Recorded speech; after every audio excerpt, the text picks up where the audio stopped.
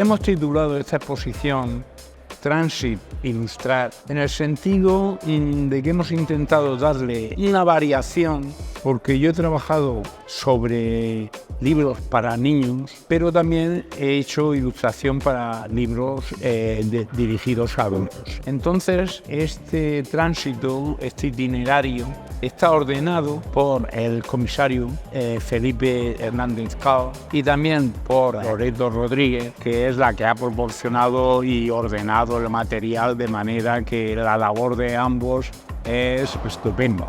La experiencia como espectador requiere de mucha atención, diría yo. Incluso yo como autor tendré que detenerme en algún sitio u otro, sobre todo en las grandes ampliaciones, porque ahí el espectáculo es total, ¿verdad? Me estoy moviendo por aquí como en algo verdaderamente inabarcable, diría yo.